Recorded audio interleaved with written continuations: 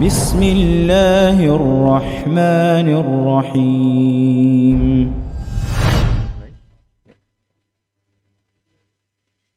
Bismillahirrahmanirrahim.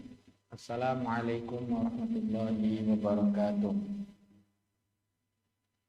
Innal hamdalillah nahmaduhu wa nasta'inuhu wa nastaghfiruh wa na'udzu billahi min shururi anfusina wa sayyiati a'malina. Man yahdihillahu fala mudilla lahu wa may yudlil fala hadiya lahu. Asyhadu an la ilaha illallah wahdahu la syarika lah wa anna Muhammadan abduhu wa rasuluhu la nabiyya ba'd. Kaum muslimat yang dirahmati oleh Allah Subhanahu wa taala, kita kembali diizinkan oleh Allah untuk melanjutkan kajian ilmiah dalam pembahasan fikih muamalah maliyah dari buku Harta Haram Muamalat Kontemporer. Semoga penulis buku senantiasa diberikan Allah Ta'ala nikmat-nikmat dan menjadi amal soleh bagi beliau ketika kita mempelajari buku ini, dan semoga Allah juga menjadikan niat kita menjadi niat yang ikhlas, dimudahkan untuk ikhlas kepada Allah Subhanahu wa taala, dan dicatat sebagai amal soleh dan mendapatkan ilmu yang bermanfaat. Allah mudahkan untuk mengamalkannya dalam kehidupan sehari-hari sehingga membawa kebahagiaan di dunia dan mendapatkan kebahagiaan yang hakiki di akhirat nanti. Amin ya rabbal alamin. Materi kajian kita pada pertemuan waktu dua ini yaitu jual beli makanan olahan yang telah dicampur bangkai dan tidak dapat dipisahkan. Bagaimana hukumnya?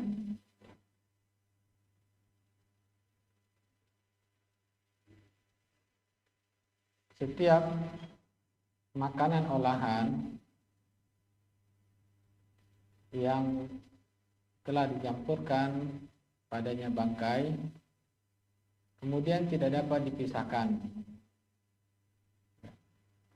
Misalkan bangkai ayam yang mati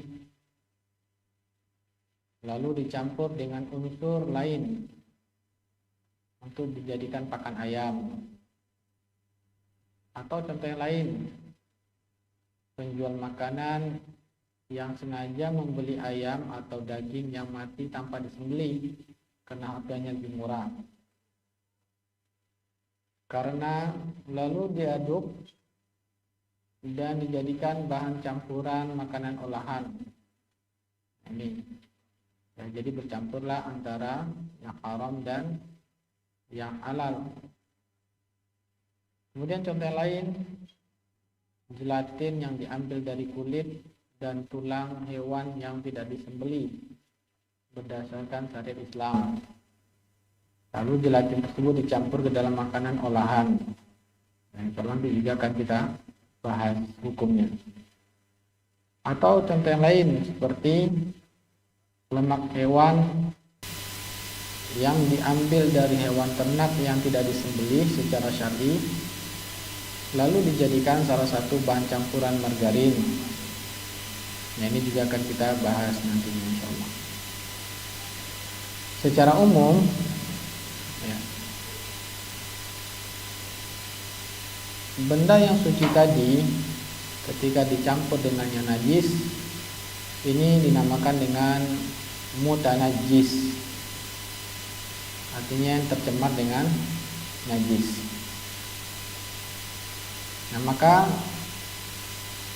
seharusnya yang dilakukan pertama kali yaitu memisahkan dahulu yang najis dari yang suci tersebut. Kalau ingin menjualnya, barulah boleh dijual. Nah, baru boleh menjual yang tidak najis tersebut. Nah, ini jika sesuatu tersebut bisa dipisahkan dan ingin menjualnya. Contohnya seperti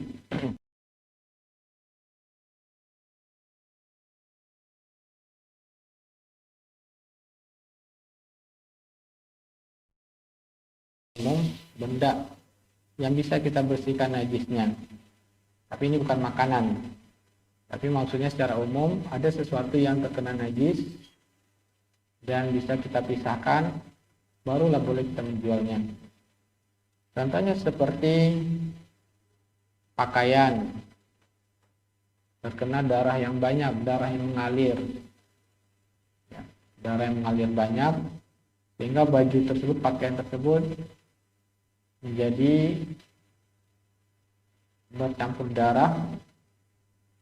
Nah, maka mayoritas ulama mengatakan baju yang bercampur darah tersebut tidak boleh dijual karena bajunya bercampur dengan najis.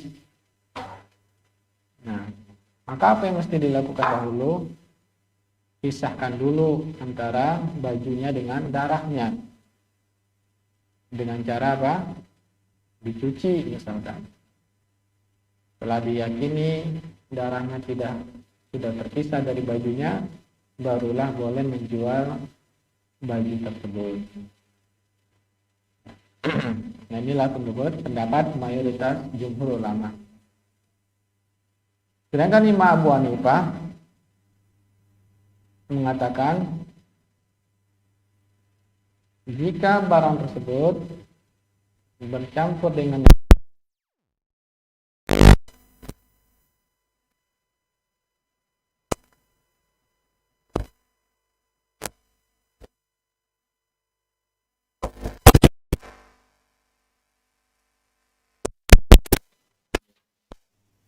inilah perbedaan antara mayoritas ulama dengan Imam Abu Hanifah. Maka Allah Ta'ala kalau dilihat memang secara akal, orang yang membelinya tentu dia akan membeli yang suci dan nanti akan dia bersihkan najisnya. Tetapi pendapat mayoritas ulama sepertinya lebih berhati-hati. Kenapa? Dikhawatirkan hasil penjualan tersebut ada bagian dari yang najisnya, sehingga bercampurlah hasil penjualan tersebut dari yang halal dan yang haram diperjualbelikan itu najis. Nah, inilah perbedaan para ulama. Nah, ini untuk hal benda yang bisa dipisahkan najisnya atau dihilangkan najisnya.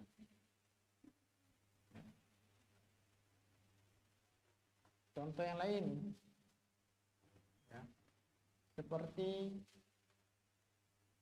air limbah dari rumah tangga. Contohnya seperti air sungai di kota-kota besar.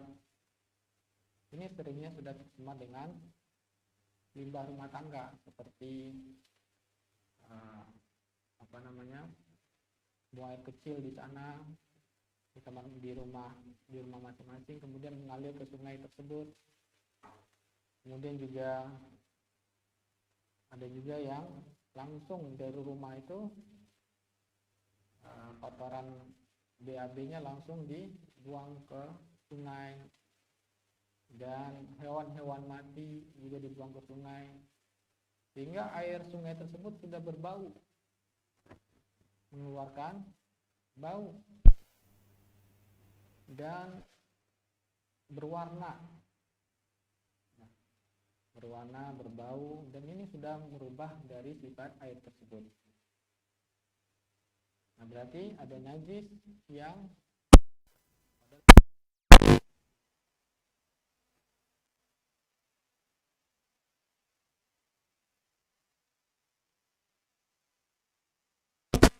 Ternyata dengan kemajuan teknologi, air yang bercampur dengan kotoran tadi, najis tersebut, bisa dipisahkan, dihilangkan kotorannya tersebut, sehingga kembali air menjadi sifat semulanya, tidak berbau, tidak berwarna, dan tidak berasa. Nah, maka pendapat yang kuat, ya, bolehnya menjual air ini setelah dibersihkan, dan itulah makanya air-air yang dijual ke rumah-rumah yaitu sudah berbentuk air yang bersih. Maka ini dibolehkan, yaitu dipisahkan dulu antara air yang kotor dan najisnya, najis dengan airnya. Nah, bagaimana jika tidak dapat dipisahkan? Ya, tidak bisa memisahkannya karena sudah menjadi satu kesatuan. Contohnya seperti daging tadi, daging yang dibeli tidak disembelih dengan secara hukum syariat. Ya, kita lihat ternyata di pabrik-pabrik besar di luar negeri tersebut, mereka untuk memenuhi kebutuhan rakyatnya, masyarakat yang begitu besar terhadap daging sosis, maka ternyata ada sebagian pabrik itu sapi yang utuh itu masuk mesin langsung berubah jadi sosis keluarnya. Ya. Jadi sapi utuh. Jadi masuk semuanya itu, kulit, gigi, tanduk, semuanya utuh. Masuk dalam mesin, nanti keluarnya dari sosis. Begitu juga ayam. Ayam dimasukin dalam mesin itu hancur, langsung jadi sosis keluarnya. Nah, berarti sapi ini atau ayam ini tidak disembelih sesuai syariat. Maka dagingnya apa hukumnya? Bangkai, haram. Ternyata dicampur dengan tepung, kemudian penyedap rasa, pewarna, dan ini tepung adalah dari sesuatu yang suci. Dan ketika sudah menjadi sosis, apakah bisa kita pisahkan dagingnya, tepungnya? Ini tidak bisa dipisahkan lagi. Ya. Atau roti misalkan. Adonan rotinya gula, telur, tepung, ini sesuatu yang suci. Kemudian dimasukkan minyak babi supaya apa, Bu, biasanya? Kenapa orang-orang ngasih minyak babi supaya apa? Ada yang tahu? Alhamdulillah nggak ada yang tahu ya, berarti nggak pernah melakukannya ya. Nah, misalkan supaya lebih enak rasanya apa? Atau dikasih alkohol supaya baunya lebih menarik. Ya. Nah, sehingga sudah bercampur menjadi satu kesatuan pada roti tersebut. Nah, ini seperti ini, bagaimana hukum menjual belikannya dan memakannya, memakan dan menjual belinya. Maka Imam Nawawi berkata, tidak boleh menjual benda yang bercampur najis atau dikenal dengan mutan najis yang tidak mungkin disucikan dari najis. Ya. Jadi tidak boleh, haram hukumnya menjual benda yang tidak bisa dipisahkan antara yang najisnya dengan yang sucinya. Contohnya seperti cuka dan susu yang tercemar najis, yang sudah terkena tercemar najis.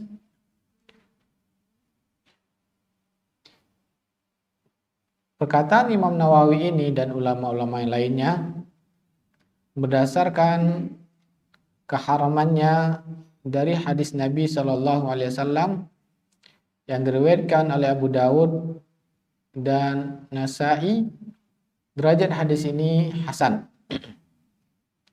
Rasulullah SAW bersabda, "Idza waqa'atil fa'ratu fis samni, fa in kana jamidan fa'alquha wa ma haulaha, wa in kana ma'i'an fala taqrabuhu." Apabila seekor tikus jatuh kemudian mati menjadi bangkai ke minyak samin, jika minyak samin itu beku, maka buang bangkai tikus tersebut beserta bagian sekitar minyak yang beku tersebut yang terkena najis sekitarnya. Dan jika minyak samin itu cair, maka jangan engkau dekati. Fala taqrabuh. Artinya apa? Jangan didekati, artinya dibuang. Ya. Nah, ini contohnya, ini yang minyaknya tentu sedikit ya. Palingan minyaknya sekitar misalkan 4 liter atau 5 liter, kemudian ternyata jatuh tikus kecil ke dalamnya dan bangkai. Maka bagaimana? Maka tidak boleh menggunakannya kalau dia cair. Harus dibuang. Jadi dari hadis ini dapat dipahami bahwa haram hukumnya mendekati minyak cair yang bercampur bangkai. Ya. Sedangkan menjual minyak yang bercampur bangkai termasuk mendekati, maka hukum menjualnya juga haram. Nah, begitu juga hukum menjual barang-barang olahan yang dicampur dengan bangkai hukumnya juga haram. Inilah menjadi dalil haramnya menjual sesuatu benda yang suci bercampur najis dan tidak dapat dipisahkan. Karena Rasulullah SAW mengatakan fala taqrabuhu. Nah, sekarang kita masuk masalah berikutnya, hukum menjual hewan ternak yang diberi pakan bangkai. Hewan ternak contohnya memelihara ayam atau memelihara sapi atau kambing. Ternyata atau busa berupa ikan ya. Ikan lele misalkan, yang mana biasanya orang ternak lele di atasnya mereka bikin kandang ayam, di bawahnya ternak lele atau patin. Nah, ketika ayam tersebut mati ya sakit, maka langsung dibuang ke kolam lele atau kolam patin tersebut. Nah, kemudian atau bisa juga sengaja dibikin pakannya. Dibikin pakan hewan tersebut dari bulu ayam, kemudian isi perut ayam yang telah disembelih, ya dalaman ayam, kemudian induk ayam yang tidak produktif, kemudian disembelih terlebih dahulu, kemudian daging ayam yang ditarik dari pasar karena tidak laku terjual, kemudian limbah penetasan, termasuk bangkai-bangkai anak ayam, kemudian bangkai ayam yang mati, kemudian darah sembelihan ayam. Nah, ini dicampur jadi satu pakan. Nah, kalau seandainya ya biasanya tentunya yang haram ini biasanya sedikit. Seperti lele tadi, pakannya selain dari yang ayam yang bangkai tadi, dan juga diberikan pakan pelet. Dan pelet ini ternyata pembuatannya dari misalkan jagung, ya, campur tepung dan lain-lainnya yang suci. Dan sesekali dikasih ayam yang bangkai tadi. Berarti lelenya ini atau ayam tadi sebagian kecilnya ada makanan yang bangkai yang haram. Nah, bagaimana hukumnya?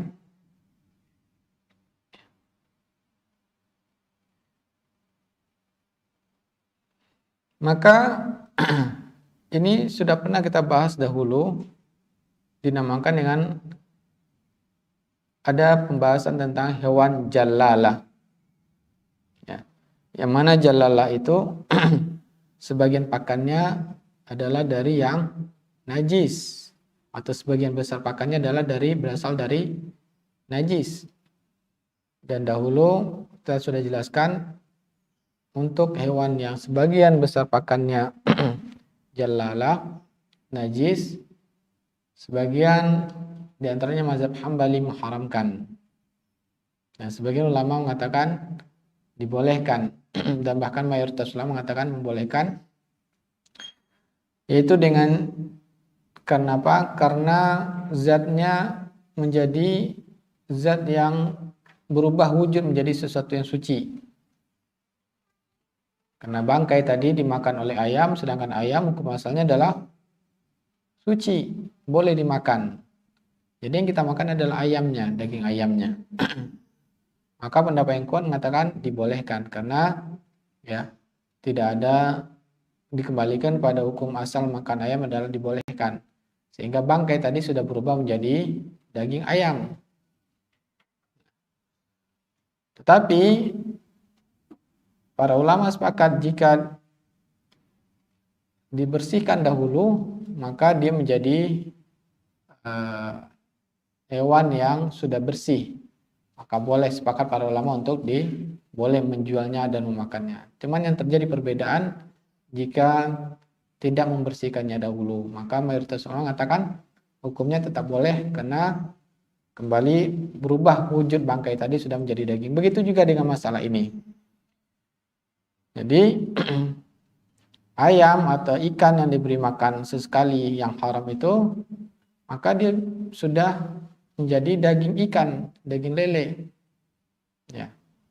Maka supaya keluar dari khilaf para ulama, lebih baik dikarantina dahulu 3 hari atau 1 minggu. Maka para ulama sepakat ya menjadi boleh untuk dimakan dan dijual.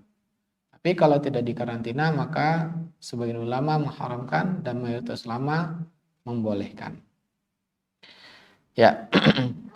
Dan lebih cenderung pendapat mayoritas ulama. Kenapa? Karena hukum asal daging ikan adalah dibolehkan. Sekarang kita masuk pada pembahasan berikutnya tentang hukum darah. Hukum-hukum yang berkaitan dengan darah. Para ulama sepakat bahwa darah yang mengalir dari anggota tubuh manusia yang banyak mengalir sendiri, maka ini hukumnya adalah haram dan najis. Ya.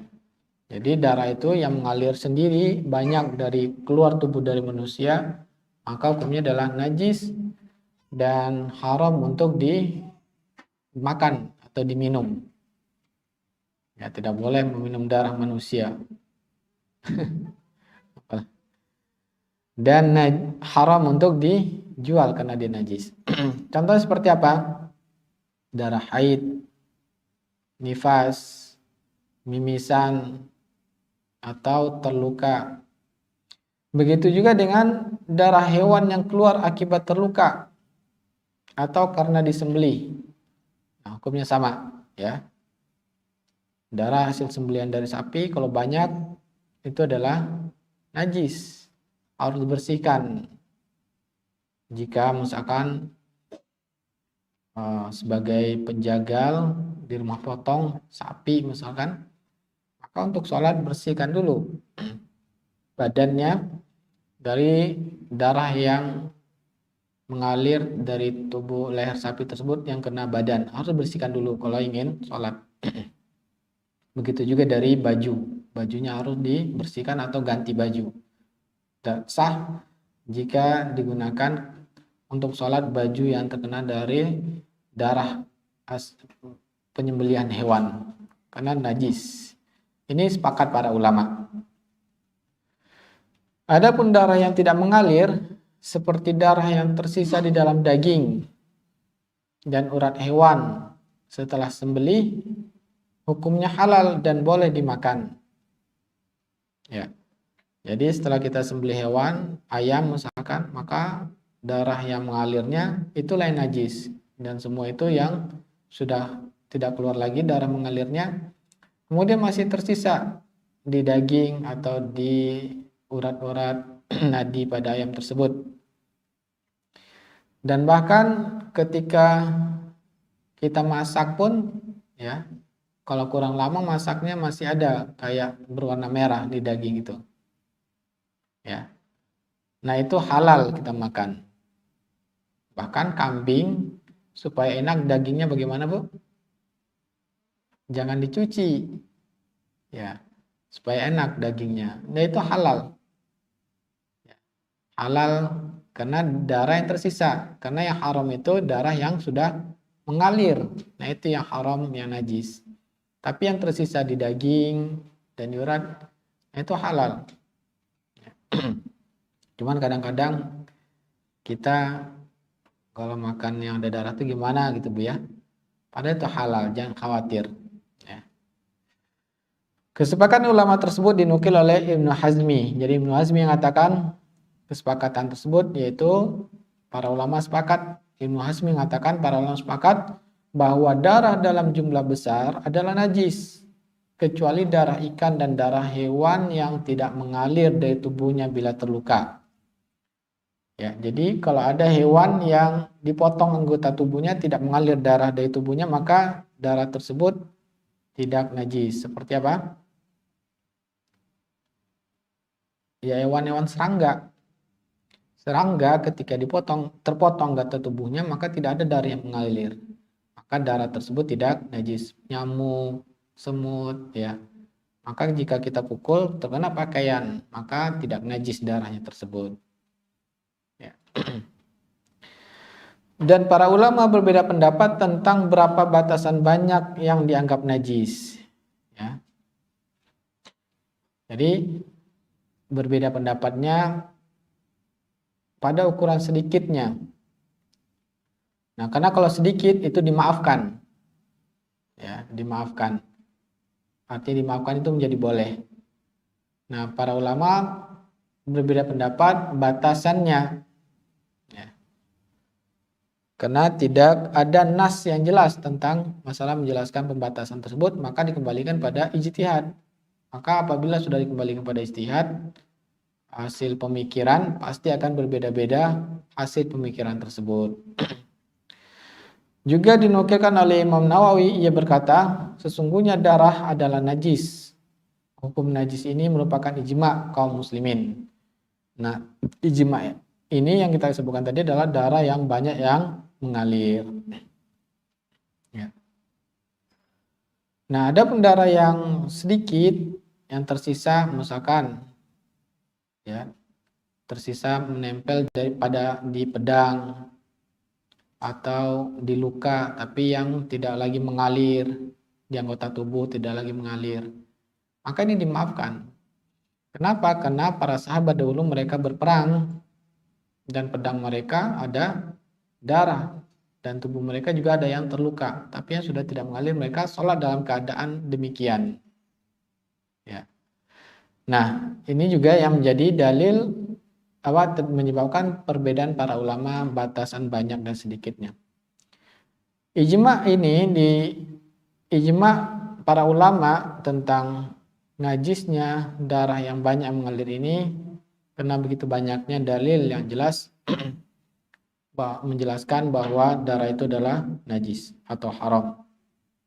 Di antara surah Al-An'am 145 Allah SWT berfirman, Qul la ajidu fima uhiya ilayya muharraman ala ta'imi yat'amuhu illa an yakuna maitatan aw daman masfuha.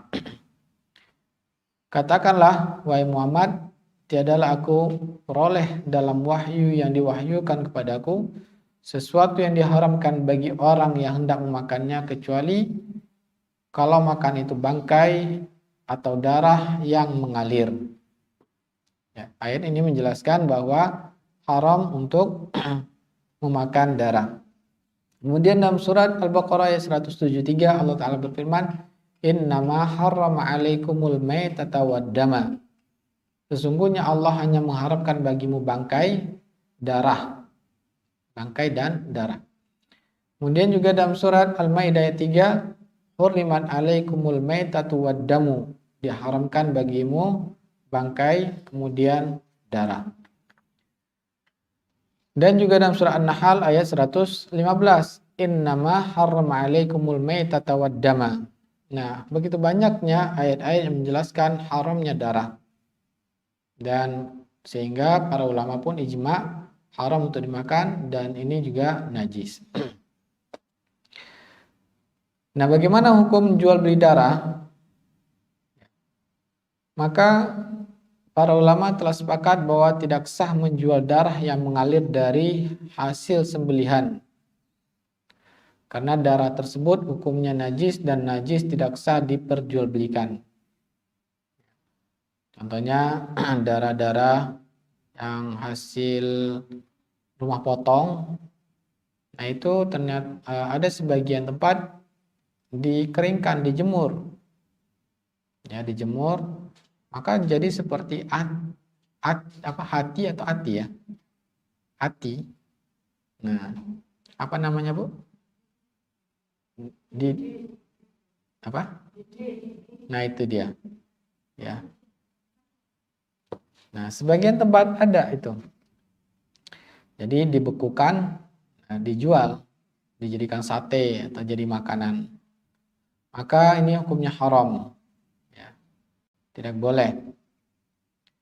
Kemudian hasil menjual keuntungan darah tersebut merupakan harta yang haram. Apa dalilnya? Tidak boleh menjualnya karena haram tadi memakannya, maka menjualnya juga tidak dibolehkan. Misalkan sengaja dikumpulkan, dijual ke orang-orang yang akan membuat tadi makanan tadi. Berdasarkan sabda Rasulullah SAW, inna Rasulullah SAW naha an thamani ad-dami, bahwa Rasulullah SAW mengharamkan hasil penjualan darah. Hadis ini diriwayatkan Imam Bukhari. Kemudian juga hadis yang lainnya diriwayatkan dari Abu Daud dan Syekh Albani menyatakan hadis ini sahih. Ini sering kita sebutkan hadis ini. Yang mana Rasulullah SAW mengatakan, wa innallaha azza wa jalla idza harrama ala qaumin akla syai'in harrama thamanahu. Sungguhnya Allah azza wa jalla apabila mengharamkan pada suatu kaum memakannya, maka Allah juga mengharamkan untuk menjualnya, hasil penjualannya. Jadi haram untuk menjual belikan darah tersebut. Berikutnya, hukum menjual makanan olahan yang mengandung protein dari plasma darah. Jadi darah itu ternyata kandungannya ada protein. Ya, di plasma darah itu ternyata ada protein. Dan protein pada plasma darah ini bisa dipisahkan. Ya, dengan kemajuan ilmu kimia, sehingga akhirnya dari darah tersebut ya dilakukan semacam proses kimiawi dan bisa menghasilkan protein. Ya. Maka bagaimana hukum protein ini? Protein ini biasanya diberikan kepada makanan-makanan instan. Kenapa? Karena makanan instan tersebut disebabkan pemanasan yang tinggi, hilang vitaminnya dan gizinya. Misalkan susu supaya bisa jadi bubuk, ya. Nah, itu butuh proses. Dalam proses tersebut akhirnya gizinya hilang. Nah, sehingga dengan demikian ditambahkanlah protein, yang mana di antara protein ini dari plasma darah yang dipisahkan tadi. Nah, atau contohnya juga pada sosis, ya. Sosis atau hamburger. Kemudian juga bisa juga sebagai pengganti putih telur dalam adonan kue, biskuit, roti, makanan bayi, dan terkadang juga protein ini dicampurkan ke dalam tepung untuk menambah kadar proteinnya. Jadi sengaja untuk memberikan tambahan protein pada makanan-makanan yang sudah hilang kadar proteinnya atau berkurang. Nah, dengan demikian bagaimana hukum ya memberikan atau memakan atau memperjualbelikan produk makanan yang mana proteinnya ternyata dari plasma darah yang dipisahkan ini. Ya. Maka terjadi perbedaan para ulama kontemporer karena ini masalah yang kontemporer. Pendapat pertama, sebagian besar para ilmuwan yang tergabung dalam forum ilmu kedokteran Islam, mereka mengadakan seminar di Maroko pada tahun 1997,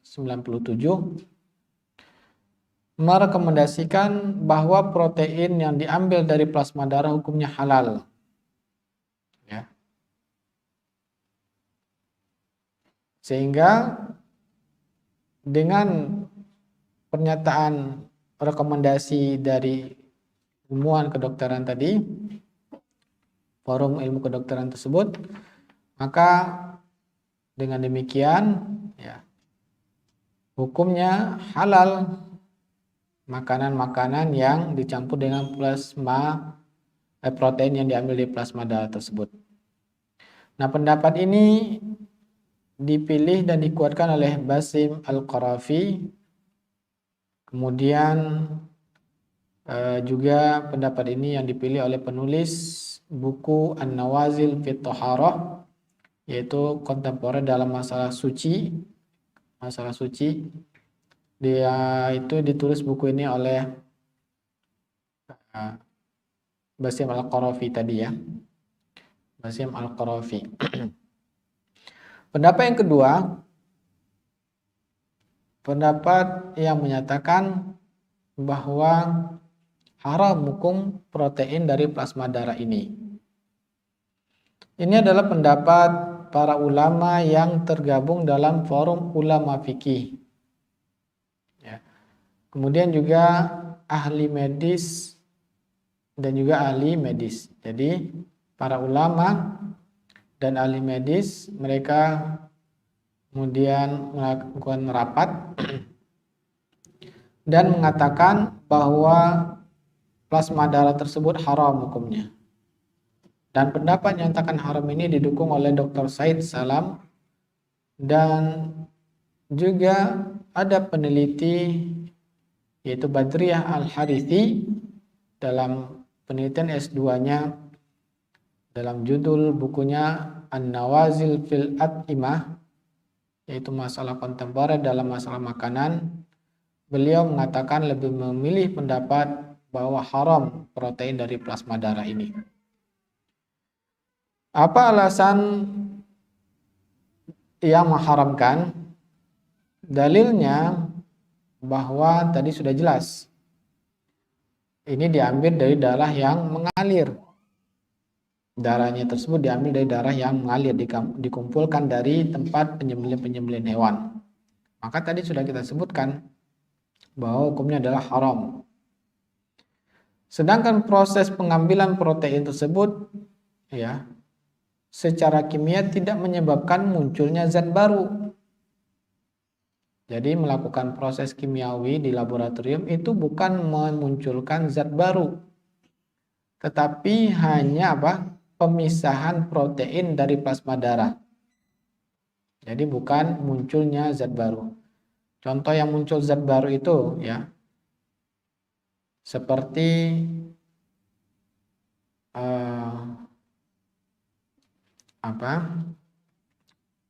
perasan anggur bisa berubah jadi cuka misalkan.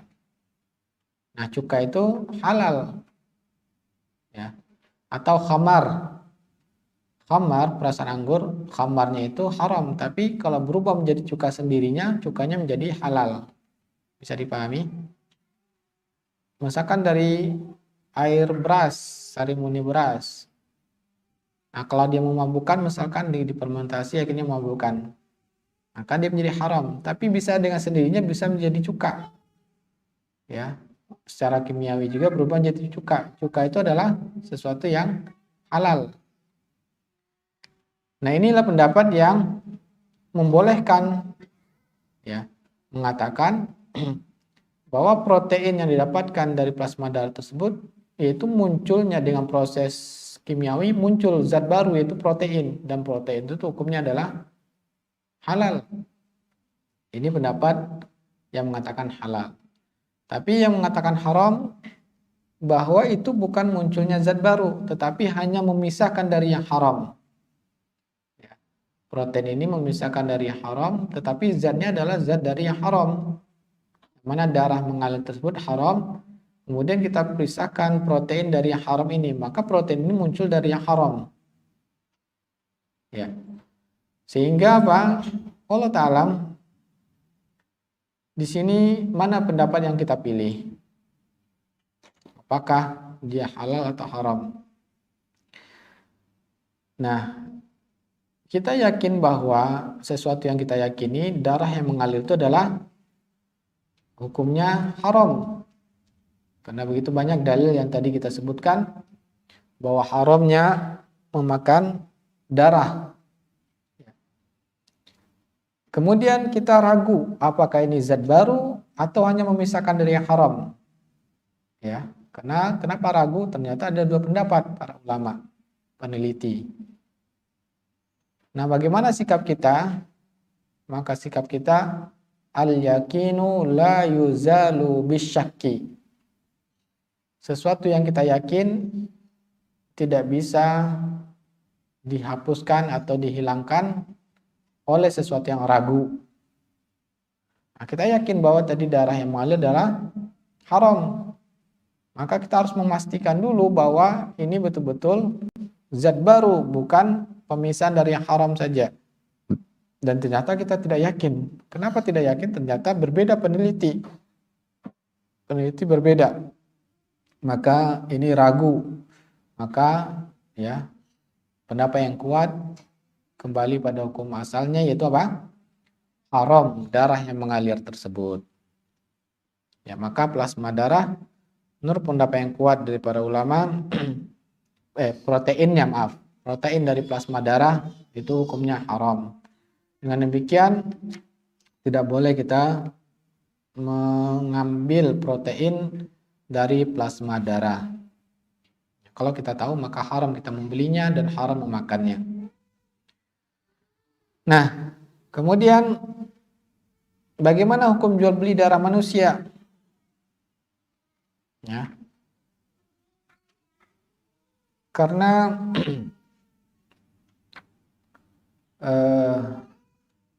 terkadang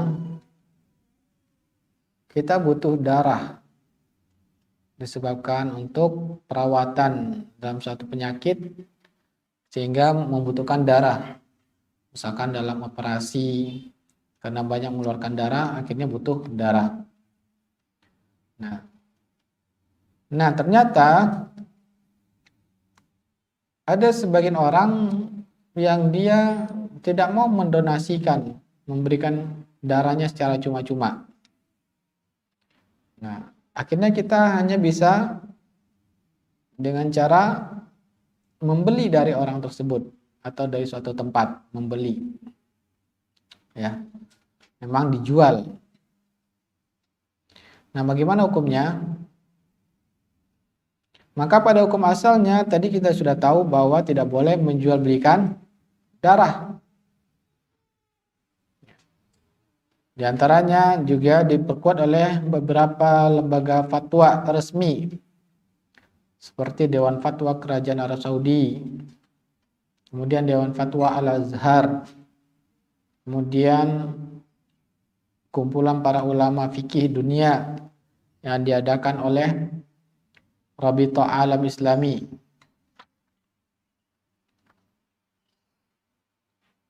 Mengatakan kalau transfusi darah demi menyelamatkan nyawa seorang muslim dan hal itu termasuk tolong menolong dalam kebajikan. Ya. Maksudnya membolehkan melakukan transfusi darah. Nah, bagaimana jadi kasus pada yang kita sebutkan tadi, kalau hukumnya diperjualbelikan? Maka Rabi'atu Alam Islami mengatakan hukum mengambil imbalan dari penjualan darah tidak boleh, karena darah termasuk benda yang haram untuk diperjualbelikan, berdasarkan teks Al-Quran yang menyebutkan bahwa darah bangkai dan babi tidak boleh dijual. Dan juga hadis Nabi juga menyatakan, sungguhnya Allah bila mengharamkan sesuatu juga mengharamkan untuk diperjualbelikan. Namun tidak mengapa memberi uang penghargaan dalam bentuk hibah atau hadiah sebagai pendorong orang-orang untuk giat melakukan donor darah demi kemanusiaan. Hal ini dibolehkan karena termasuk dalam akad hibah dan bukan jual beli. Nah, jadi kalau hibah dan mendorong orang untuk mau mendonasikan, misalkan dikasih hibah, ketika setelah donor darah dikasih hibah makanan kacang hijau misalkan, ya. Kemudian dikasih apa lagi, Bu? Susu, telur. Nah, itu bukan jual beli, tapi akadnya hibah. Ya. Dihibah, dikasih hadiah. Orang yang menghadiahkan darahnya, maka dikasih hadiah makanan-makanan yang bergizi. Nah, itu dibolehkan. Dan bahkan jika memang terpaksa, ya, jika memang terpaksa kita untuk membelinya dan tidak dapat, kita mendapatkan darah yang darurat tadi, maka boleh kita membelinya dengan sebab apa? Darurat. Yang haram berubah menjadi halal disebabkan darurat, karena Allah yang mengatakan laqad fassala lakum ma harrama 'alaikum illa ma turirtum ilaihi. Sungguh sudah dijelaskan kepada kalian sesuatu yang haram kecuali kalian terpaksa untuk melakukannya. Dan masalah nyawa tadi, karena butuh darah untuk operasi, nah maka ini ada sesuatu yang darurat, karena nyawa adalah sesuatu yang paling penting dijaga dalam Islam, sehingga kalau memang terpaksa harus membeli pada seseorang, maka hukumnya menjadi boleh. Berikutnya masuk pada pembahasan masalah hukum-hukum anjing berkaitan dengan anjing.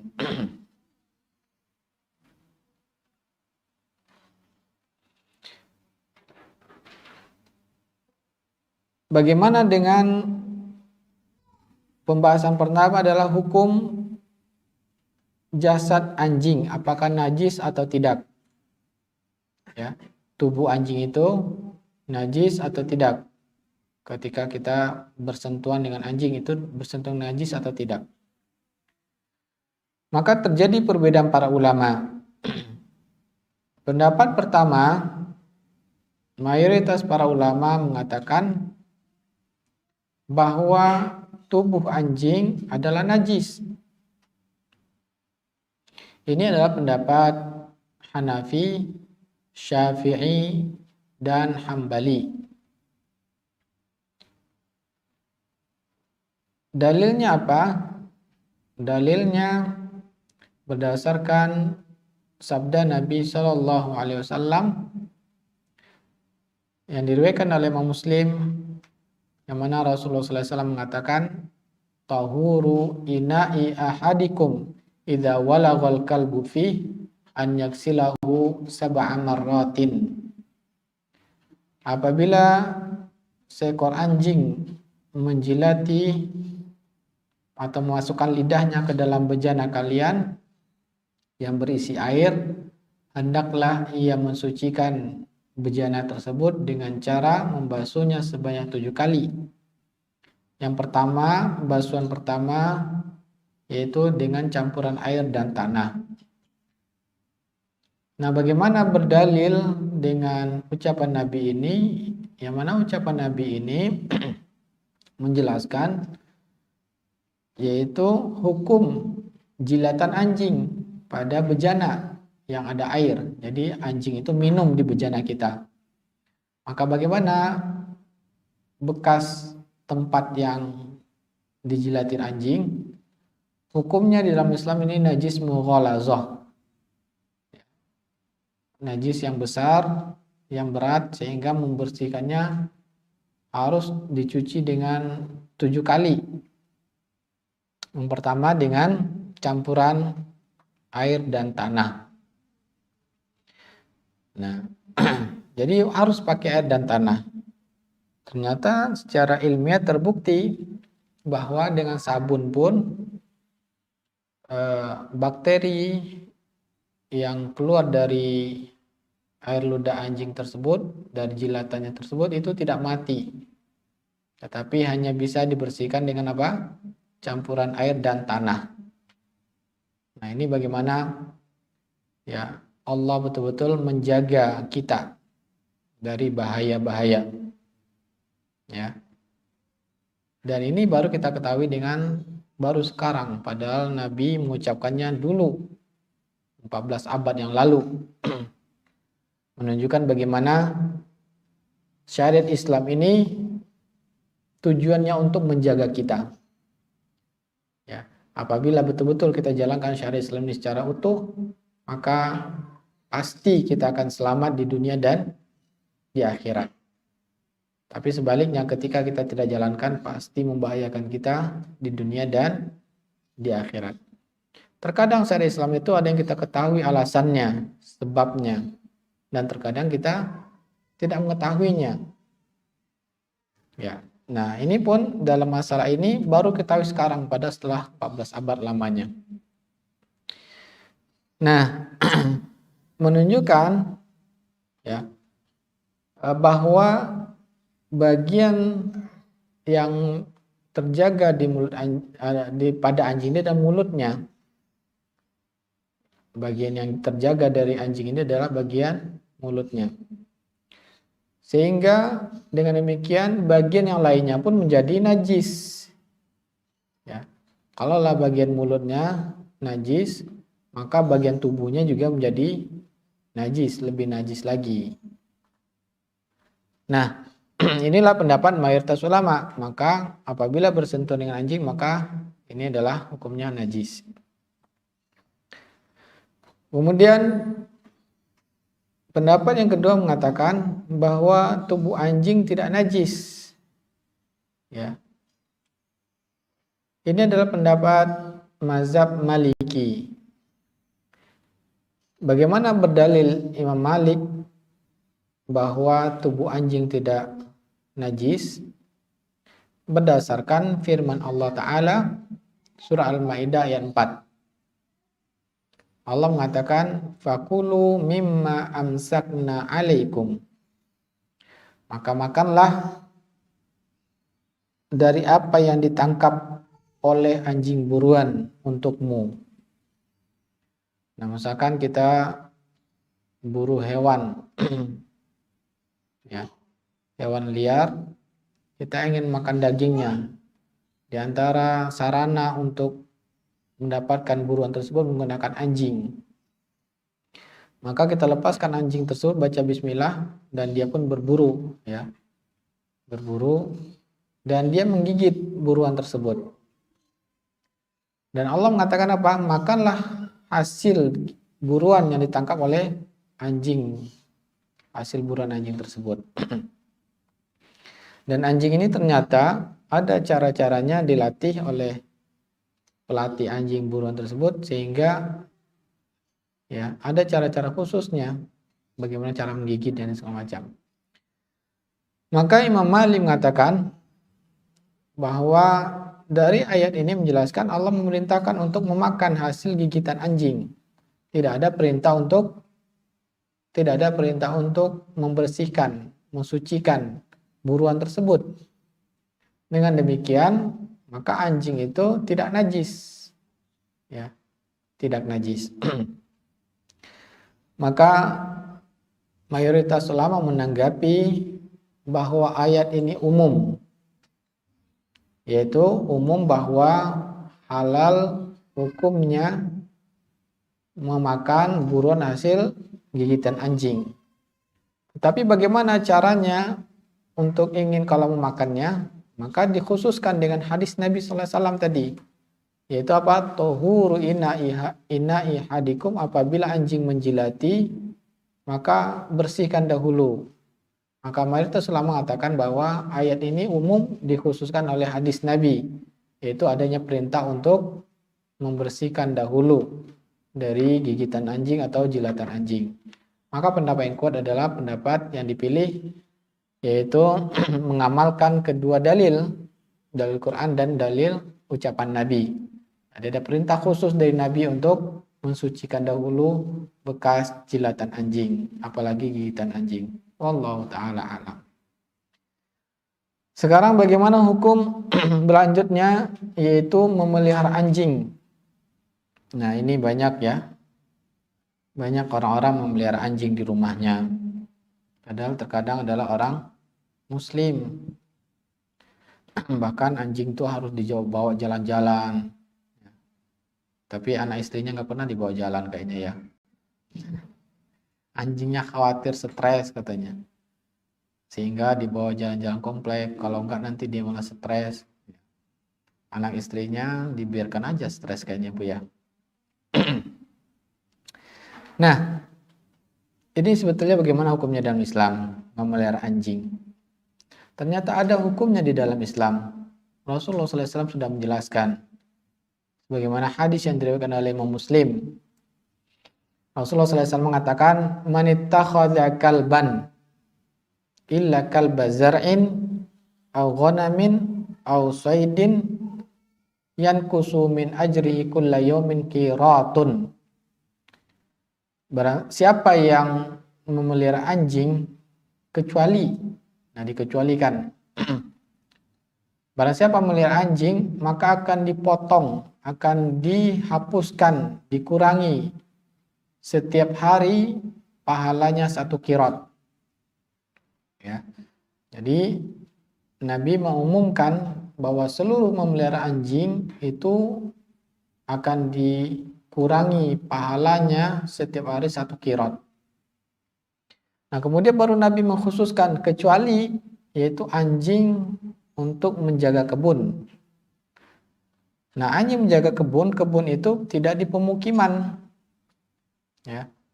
Anjing itu, kebun itu letaknya di pinggir-pinggir pemukiman. Sehingga bukan di rumah memeliharanya. Kemudian anjing untuk hewan ternak. Hewan ternak juga untuk mengembala, dan itu di luar kota, di luar pemukiman. Ya. Kemudian saydin untuk berburu. Berburu juga anjingnya bukan ditaruh di dalam kota. Ya. Berburu itu nggak ada hewan liar di dalam kota pemukiman. Ya, kalau hewan liar dalam pemukiman berarti itu peliharaan orang yang lepas. Ya. Bukan berburu namanya. Tapi mengambil harta orang. Berburu itu di hutan atau di tempat yang liar, bukan kepemilikan seseorang. Nah, jadi pengecualian Nabi ini adalah untuk hal-hal yang memang dibutuhkan oleh orang, oleh manusia, sehingga Allah bolehkan untuk memeliharanya. Jadi, ya, ternyata walaupun kita tahu bahwa bagaimana anjing itu begitu najisnya, tapi ketika dibutuhkan masih dibolehkan untuk memeliharanya. Ya. Jadi dibolehkan untuk kebutuhan-kebutuhan tadi. Nah, ini pengecualian dari Allah Ta'ala, bentuk kasih sayang Allah Ta'ala kepada manusia. Selagi dibutuhkan dibolehkan. Tapi ini ada dalilnya ya. Nah, jadi setiap hari dikurangi pahalanya 1 qirot. 1 qirot itu apa maknanya? Mana qirot tersebut? Maka terjadi perbedaan para ulama. Ada yang mengatakan qirot itu sama seperti ucapan Nabi tentang pahala orang yang melihat takziah orang yang meninggal. Yang mana Nabi menyebutkan bahwa wal qiratu mithla Uhudin. Jangan kalian ngira kirot itu bukan seperti kalian kira.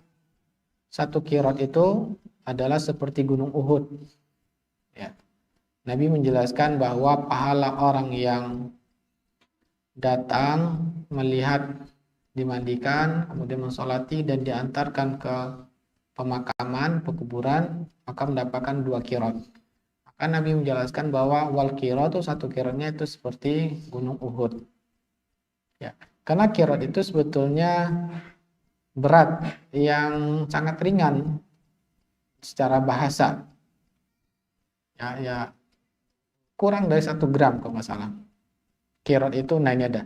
Kirot itu lebih kurang 0,18 gram. Ya. Jadi ukuran berat di masa dahulu dalam ukuran sekarang 0,18 gram. Makanya Nabi mengatakan apa? Seperti kirot di dalam hadis ini, pahala orang membantu atau memandikan, kemudian mensolati, kemudian melihat pemakaman, bukan seperti kirot yang kalian pahami, tapi seperti gunung Uhud, kata Nabi. Nah, sehingga para ulama sebagian katakan kirot dalam hadis ini juga seperti gunung Uhud juga. Sebagian ulama mengatakan kirot dalam hadis masalah anjing ini dikembalikan pada hukum asalnya. Karena Nabi tidak menjelaskan kirot di sini. Ya. Nabi tidak menjelaskan hukum kirot di sini, berbeda dengan pahala orang yang tadi. Nabi jelaskan kirot itu seperti Uhud. Maka ketika tidak dijelaskan Nabi, kembali pada hukum asalnya, yaitu berat 0 lebih kurang 0,18 gram. Dan kemudian juga Allah ketika dalam masalah pahala selalu melebihkan. Sedangkan ini dalam masalah azab. Ya, maka azab ya karena tidak dijelaskan, maka kembali pada keadilan Allah dan kasih sayang Allah Ta'ala pada hambanya. Kirot di sini adalah lebih kuat pendapat yang mengatakan hanya 0,18 gram kalau ukuran berat. Ya. Tetapi walaupun 0,18 gram ini sedikit, tapi ini adalah masalah pahala. Ya. Pahala yang dikurangi setiap harinya. Ini dipastikan kalau melihara anjing pasti berkurang setiap hari. Tapi tidak ada yang bisa memastikan pahalanya diterima oleh Allah Ta'ala. Amalannya diterima oleh Allah SWT. Adakah seorang yang bisa memastikan amalannya diterima, mendapatkan pahala dari Allah? Tidak ada. Tidak ada yang bisa memastikan bahwa ada pahalanya yang dilakukan. Dia hanya menduga-duga. Ya, tidak bisa memastikan. Sedangkan ini adalah pasti. Maka oleh karena itu seorang muslim tidak mungkin dia akan memelihara anjing kecuali untuk 3 hal ini. Maka bahaya, ya, akan mengurangi pahalanya setiap hari. Apalagi kalau memelihara anjingnya tersebut untuk di perumahan, ya, di perumahan hanya untuk apa? Gaya hidup. Nah, anjingnya di dalam rumah, maka malaikat nggak masuk ke dalam rumah yang ada anjingnya. Kemudian belum lagi bersentuhan terus dengan anjingnya dipeluk-peluk, ya. Auzubillah min dzalik. Nah, bagaimana itu?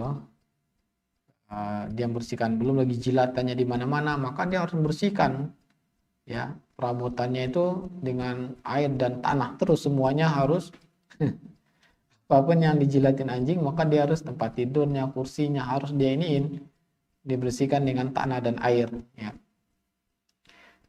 Nah, kemudian belum lagi gonggongannya, apabila mengganggu, ya, tetangganya, maka dia berdosa.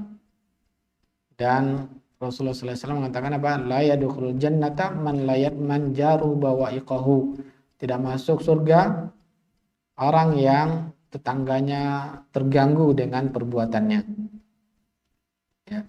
Hadis ini diriwayatkan oleh Imam Muslim. Nah, maka jangan sekali-kali maka ada di antara kaum muslimin yang memelihara anjing. Nah, bagaimana hukum menjual anjing? Ya. Maka walaupun anjing tadi dibolehkan untuk memelihara yang 3 hal tadi, maka tetap hukumnya haram memperjualbelikannya. Karena Rasulullah SAW mengatakan, diriwayatkan oleh Imam Bukhari, inna Rasulullah SAW naha an tsamanil kalbi. Rasulullah SAW mengharamkan menjual anjing, hasil penjualan anjing. Nah, maka tidak boleh anjing diperjualbelikan. Ya. Bagaimana seandainya memang tidak didapatkan dan kita sangat membutuhkan dan hanya bisa dibeli? Contohnya, anjing untuk mendeteksi masuknya barang-barang bahaya. Anjing apa namanya, Bu? Anjing pelacak. Nah, anjing pelacak ini harganya mahal, lebih mahal dari mobil kayaknya ya. Karena memang pelatihannya khusus dan butuh biaya yang besar, sehingga anjing pelacak ini ya dibeli karena memang butuh biaya yang besar untuk mendapatkannya. Dan itu sangat dipentingkan, sangat diperlukan maksud saya, maaf. Karena untuk memastikan suatu negara, suatu daerah aman dari hal-hal yang berbahaya, untuk menjaga supaya tidak masuknya narkotika yang bisa merusak umat manusia atau benda-benda yang berbahaya lainnya, supaya aman orang-orang dari ini. Maka dengan demikian ini sesuatu yang bahkan darurat, ya. Bahkan sesuatu yang darurat, maka ternyata kalau darurat dan kita tidak bisa mendapatkan hal yang darurat ini kecuali dengan dibeli, maka menjadi boleh hukumnya. Berdasarkan tadi firman Allah Ta'ala sudah kita sebutkan, وَقَدْ فَصَّلَ لَكُمْ مَا حَرَّمَ عَلَيْكُمْ إِلَّا مَا اضْطُرِرْتُمْ إِلَيْهِ. Allah sudah merincikan kepada kalian apa yang diharamkan kecuali kalian terpaksa untuk melakukannya. Ya. Saya rasa cukup materi kita dari buku Harta Haram Muamalah Kontemporer ini, dan semoga apa yang kita baca dari buku ini menambah wawasan kita dalam masalah hukum Islam, apa saja yang boleh kita makan dan apa yang kita haramkan untuk haram bagi kita untuk makannya.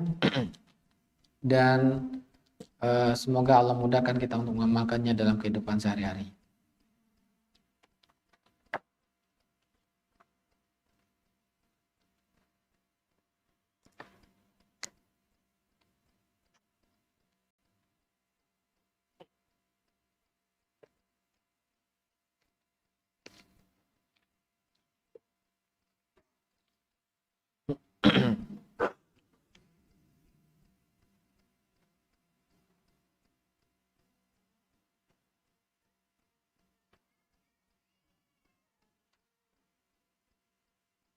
Ya. Bismillah, afwan Ustadz mau tanya, kalau seseorang meninggal, qadarullah masih mempunyai hutang yang sudah dilunasi asuransi, bagaimana ahli waris membayar hutangnya? Apakah boleh sedekah ke kerabat si mayit dengan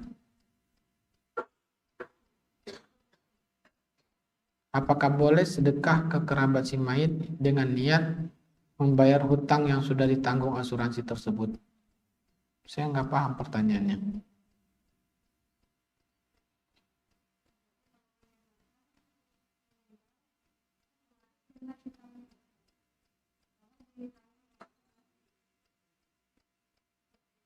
Tapi kalau pertanyaannya, Bu, apakah boleh sedekah ke kerabat si mayit dengan niat membayar hutang yang sudah ditanggung asuransi?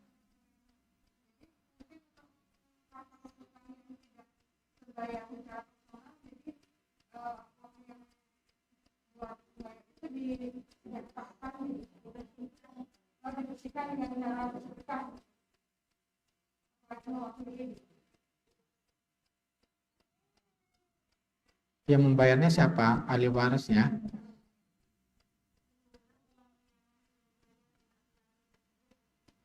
Oh, misalkan gini, si A berhutang rumah, contohnya ya, ternyata beli rumah ini ada asuransinya, bahwa jika meninggal akan dilunasi oleh pihak asuransi, dan asuransinya asuransi konvensional, ya.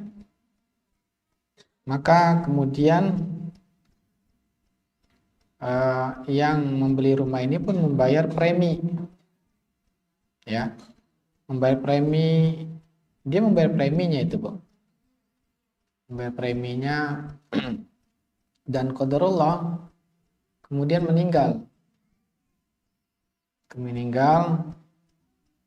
dan ternyata baru bayar preminya sebagian, ya, ternyata hutangnya ini lebih banyak dari uang premi yang dibayarkannya. Paham maksud saya? Misalkan hutang rumahnya masih 100 juta, padahal dia baru bayar premi 50 juta, tapi asuransi melunasi seluruhnya. Berarti ada 50 juta dari asuransi, ditalangin oleh asuransi. Apakah hutangnya ini, apakah ahli waris membayar hutangnya? Bagaimana ahli waris membayar hutangnya? Apakah boleh sedekah ke kerabat si mayit dengan niat membayar hutang yang sudah ditanggung asuransi tersebut?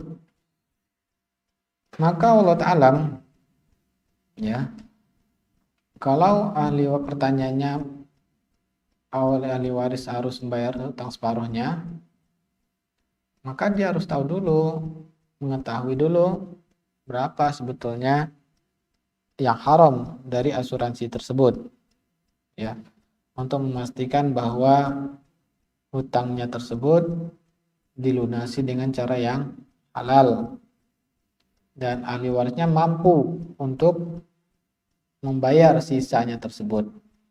Maka lebih baik ahli warisnya betul-betul berusaha mencari, ya, memastikan bahwa tidak ada si mayit ini sangkut paut dengan yang haram, ya.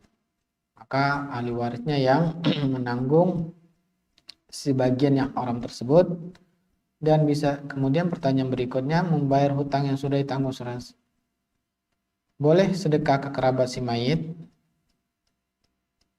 kerabat bukan ahli warisnya ya maksudnya, ya, ya, ya, boleh disedekahkan uang tersebut pada kerabat mayit yang fakir miskin, ya, berarti ahli warisnya termasuk orang yang mampu, orang yang kaya. Maka ini juga salah satu untuk bagaimana membantu, ya, orang yang dicintai terbebas dari yang haram. Wallahu ta'ala alam. Assalamualaikum warahmatullahi wabarakatuh.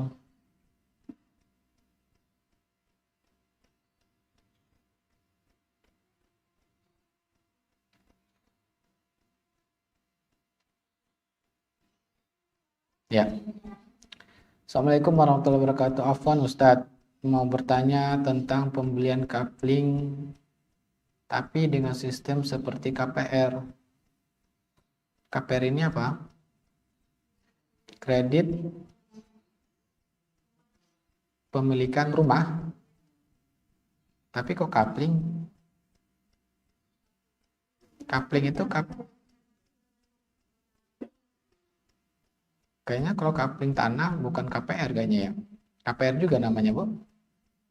Kalau KPR itu kan rumah, bukan tanah.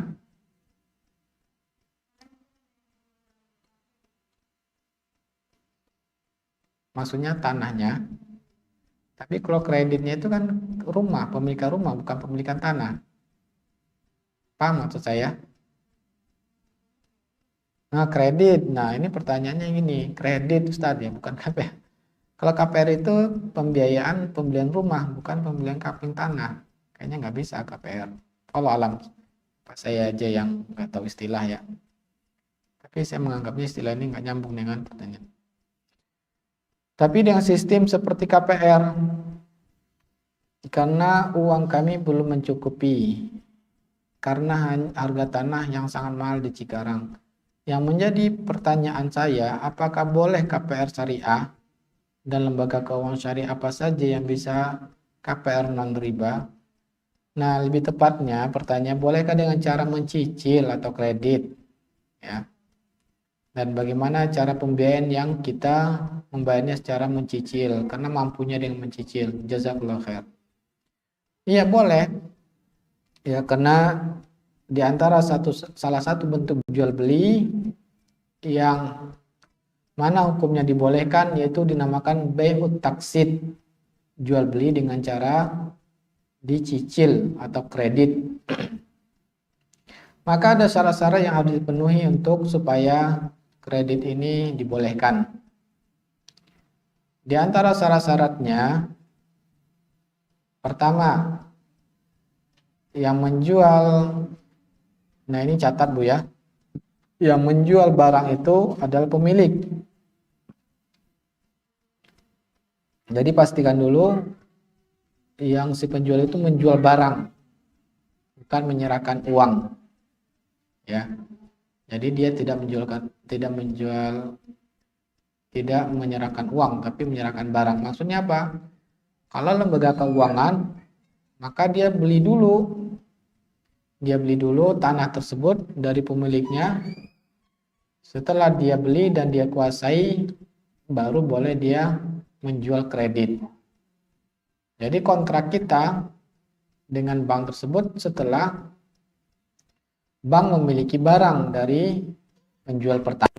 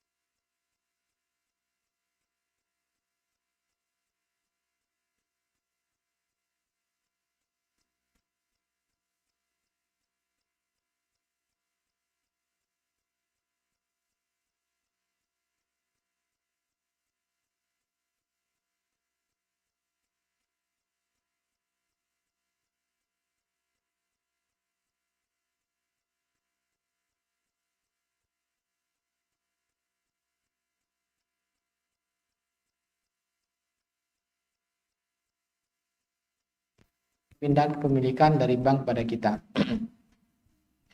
Kemudian yang perlu diperhatikan juga, ya, tidak ada denda keterlambatan.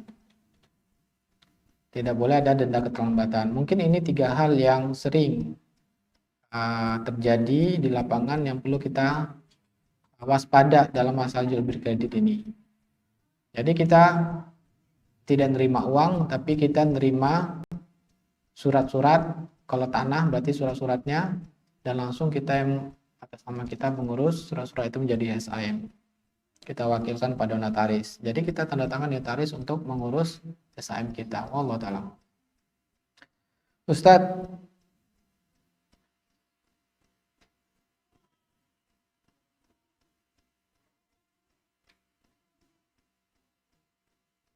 ya.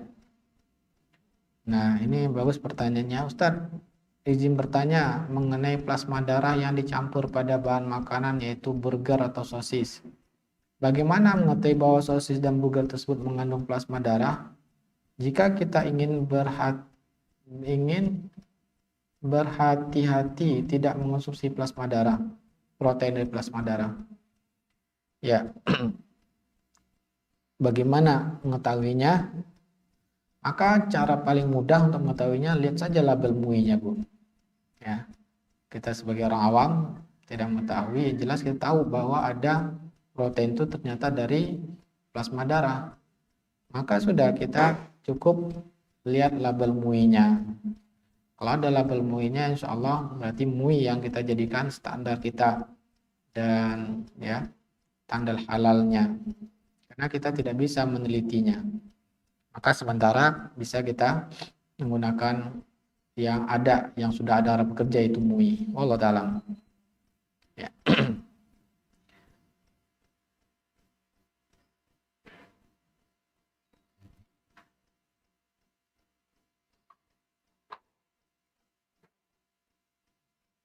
Ya. Bagaimana hukumnya jika di negara kafir tidak ada resto halal?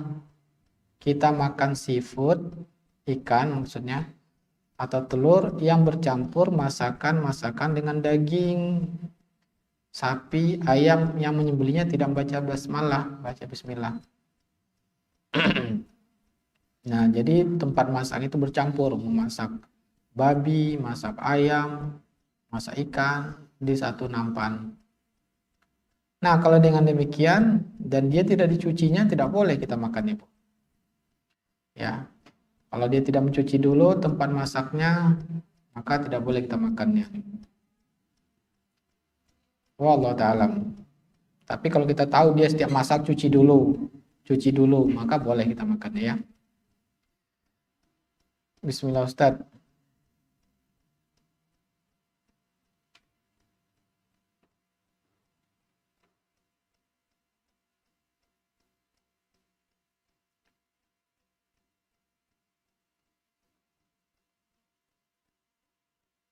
Apakah boleh seorang guru memakai fasilitas tempat ia mengajar, seperti mencuci motor di sana, di tempat mengajarnya, mencuci mobil di tempat mengajarnya, memakai AC atau fasilitas yang bukan untuk tujuan kewajiban mengajar?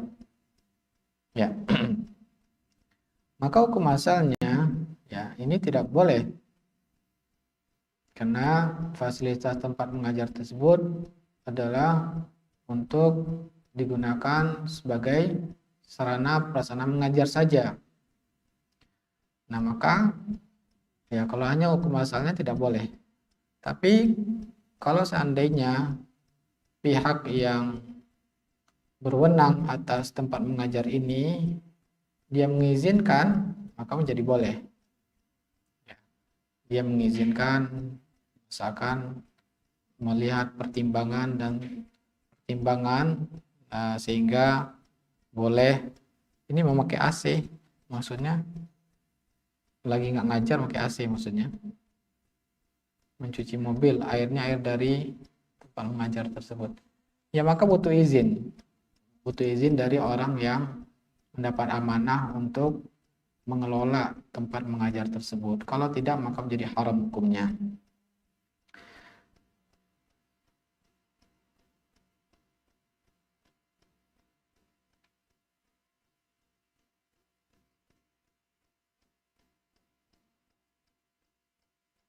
Ustaz, apakah boleh memfotokopi buku bukan untuk dijual belikan, namun ada tulisan di buku dilindungi hak cipta? Wallahu alam, saya nggak paham.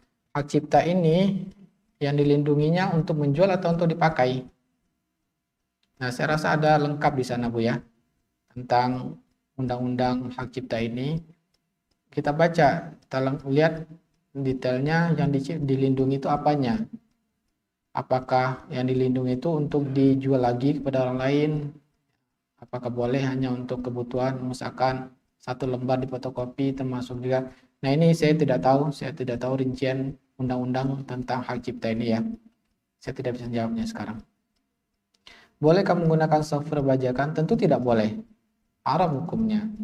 Karena software bajakan tersebut ya berarti kita sudah mencuri dari pemiliknya, karena harusnya kita membeli yang asli tapi kita membeli yang palsu, berarti kita sudah membeli dari software dari hasil curian, maka haram hukumnya.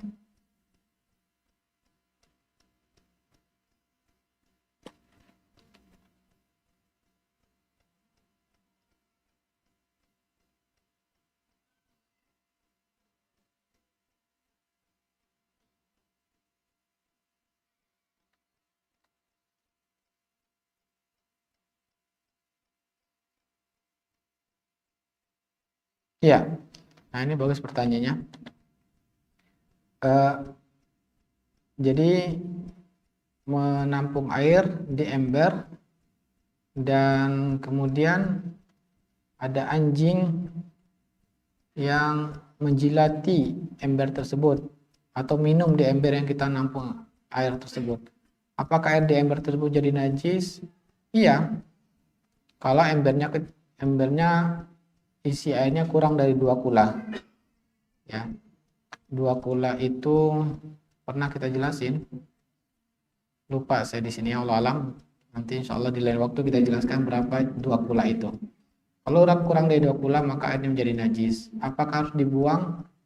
Ya gunakan untuk menyiram tanaman atau memberikan minum pada hewan. Tapi tidak boleh untuk manusia. Karena untuk hewan setelah diminum jadi suci bagi dia, dagingnya halal. Nah, waktu kita tinggal 3 menit, ada tanya jawab juga Ibu? Nggak ada?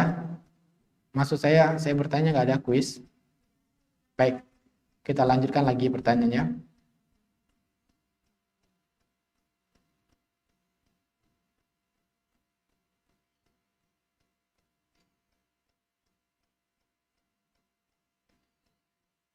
Bagaimana jika anjing tersebut sesuai dengan saran dokter psikiater jiwa efektif digunakan untuk terapi bagi penderita bipolar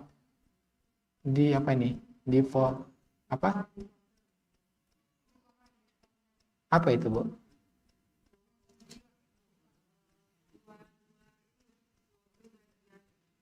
Orang punya dan terbukti lebih stabil atau sehat. Wallah alam, saya nggak tahu.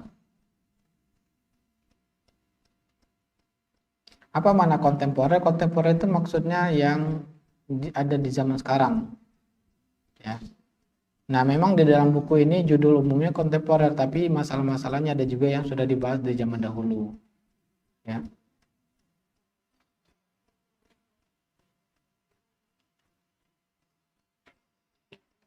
Afwan Ustadz, tadi saya kurang jelas. Apakah darah nyamuk yang menempel di baju atau badan boleh buat sholat tanpa perlu berwudu? Iya, boleh. Kenapa? Karena itu tidak najis. Itu dimaafkan. Apa kamu sudah memakai hukum protein yang dipisahkan dari darah? Allah ta'ala, saya tidak tahu.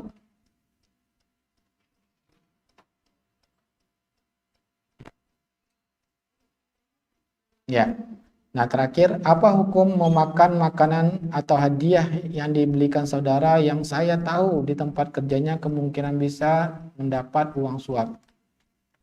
Nah, hanya kemungkinan, jadi tidak memastikan, maka menjadi halal. Karena dengan boleh jadi itu uang suap atau bisa jadi itu bukan uang suap. Sehingga tidak meyakini dengan pasti bukan dari haram, maka kembali pada hukum asalnya dibolehkan. Karena ya orang yang bercampur hartanya antara halal dan haram boleh kita terima hadiah atau mendapatkan jual beli dengan mereka. Seperti Nabi lakukan jual beli dengan orang Yahudi, yang mana orang Yahudi Allah mengatakan melakukan riba, melakukan suap. Nah, tapi Nabi tidak melakukan yang haram, hanya melakukan jual beli yang halal. Allah ta'ala, semoga ini bermanfaat dan menjadi ilmu yang bisa kita amalkan, dapat kita pahami dengan baik. Dan menjadi amal soleh bagi kita tutup dengan doa kafaratul majlis. Subhanakallahumma bihamdika asyhadu an la ilaha illa anta astaghfiruka wa atubu ilaik. Wassalamualaikum warahmatullahi wabarakatuh.